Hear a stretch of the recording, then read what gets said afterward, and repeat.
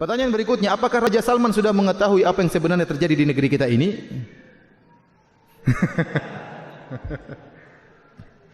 Saya qadarullah enggak punya nomor WhatsApp beliau, jadi saya tidak tahu.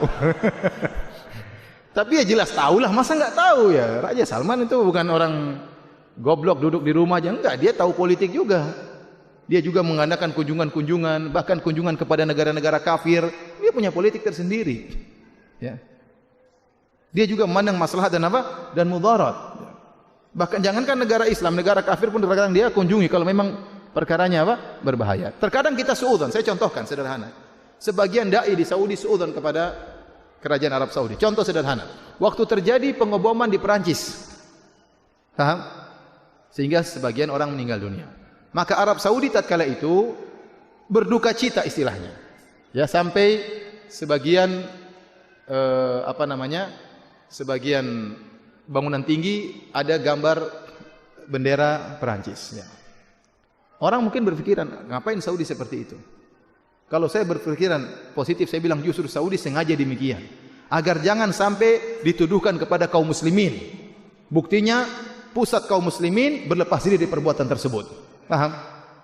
Dengan demikian kaum muslimin yang ada di Perancis tidak mendapatkan kemudaratan lebih. Karena begitu ada bom pasti yang dituduh apa? Kaum muslimin. Begitu Arab Saudi menunjukkan dia berlepas diri dengan cara dia, maka maksudnya demikian, agar tidak memberi kemudaratan kepada kaum muslimin dan tidak bisa menjadikan kaum muslimin semakin diintimidasi di sana. Sebagian dai ngapain gitu? Lihat Suria parah, ngapain kita pikirkan Perancis? Bukan begitu, ini politik. Kalau Suria jelas dibantu oleh Arab Saudi, Palestina jelas dibantu. Nah ini ada politik berhadapan dengan orang kafir, punya politik tersendiri. Punya politik tersendiri. Sebagai contoh, pernah pemerintah Arab Saudi dengan tegas mengeluarkan dalam pengumumannya resmi, tidak boleh seorang pun ke Suria. Tidak ada boleh penduduk Saudi yang ke Suria. Seorang, Saudi kayak apa, masa mendukung Syiah dan macam-macam. Bukan begitu, ini politik. Kasusnya beda, kasusnya Suria itu ada pemerintah yang sah menurut undang-undang dunia, yaitu Bashar Assad. Kemudian ingin digulingkan oleh rakyatnya.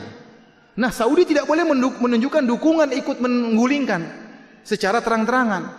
Karena kalau dia menunjukkan dukungan, dia akan diprotes oleh negara-negara yang lain. Bagaimana secara undang-undang Anda salah. Maka Saudi mengeluarkan undang-undang, rakyatnya tidak boleh ke sana. Bukan berarti Saudi tidak beri bantuan. Justru bantuan paling besar kepada Suria dari mana? Dari Saudi. Tapi dia harus berpolitik. Orang-orang di sini sudah, orang-orang tukang takfir sudah menghina-hina Saudi. Lihat Saudi melarang, Saudi melarang. Bukan begitu. Dia bantu, dia punya bantuan besar. Tapi dia punya cara sendiri agar bisa berpolitik supaya bantuan tersebut bisa sampai. Berbeda tatkala di Yaman. Di Yaman ada pemerintah yang diakui, kemudian diberontaki, maka minta tolong ya Saudi bantu terang-terangan.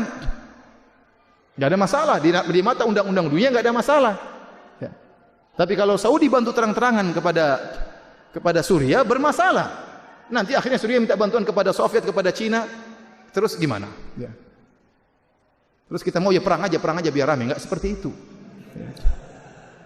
Ada orang seperti itu pikirannya, ya perang aja, perang bunuh-bunuh aja. Bukan begitu, enggak semudah itu, ikhwan. Dia mikir gimana jemaah haji, gimana jemaah umrah, gimana rakyatnya. Kalau Anda ingin tahu nuansa jihad orang-orang Saudi tinggi sekali. Orang-orang Saudi itu ingin perang semuanya. Saya bisa dengar ceramah, kita ingin ada rudal dari Iran masuk ke Riyadh, kita ingin. Saya bilang begitu di televisi. Banyak mereka ingin jihad, tapi tidak boleh.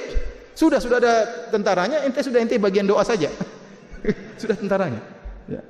Sampai saya ada surat, ada orang ditangkap di penjara di Qasim kalau nggak salah. Dia kirim surat sama pemerintah.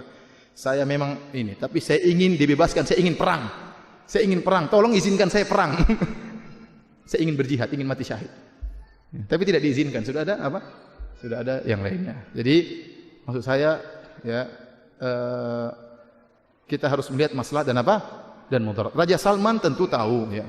Dan dia punya cara pandang tersendiri. Kita hargai cara pandangnya ya. Kita hargai cara pandangnya. Antum ya yang bisa berkiprah masuk ke pemerintahan silakan, yang ingin menasihati pemerintah silakan, yang beri masukan kepada pemerintah sangat dianjurkan, yang tidak mampu banyak berdoa kepada Allah Subhanahu wa taala, ya bikin pengajian-pengajian di mana-mana ya supaya orang semakin kembali kepada Allah Subhanahu wa taala.